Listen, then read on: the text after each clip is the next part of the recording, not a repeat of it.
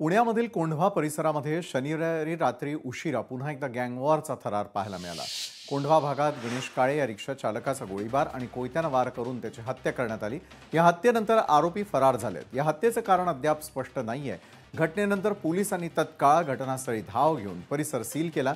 गुन्हे शाखा आणि कोंढवा पोलीस तपासात उतरलेत। सीसीटीव्ही फुटेजच्या आधारे हल्लेखोरांचा शोध देखील सुरू असल्याचं अधिकाऱ्यांनी सांगितलं।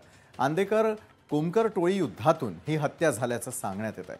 हत्या झालेला गणेश काळे हा कोमकर टोळीचा सदस्य असलेल्या समीर काळेचा भाऊ आहे। समीर काळे हा वनराज आंदेकरच्या हत्येतील आरोपी असून तो सध्या तुरुंगात आहे। त्यामुळे ही हत्या गँगवॉरमधून झाल्याची चर्चा रंगली आहे। आमचे सिनियर पीआय कोंढवा एसीपी आम्ही घटनास्थळी धाव घेतली। या ठिकाणी गणेश काळे या इसमावरती जवळून मोटारसायकलवरती आलेल्या काही इसमांनी फायरिंग केली आणि त्यामध्ये जागीच त्यांचा मृत्यू झालेला आहे। त्याबाबत पोलिसांनी पेट्रोल पंप आणि परिसरातील सीसीटीव्ही हस्तगत करण्याचे काम चालू आहे। घटनास्थळाचा पंचनामा करण्यात आलेला आहे।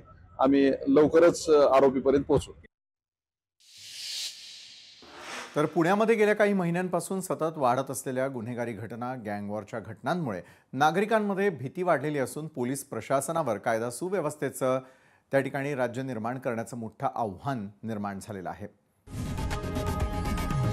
लोकशाही मराठी ऐका, पहा, जागरूक रहा।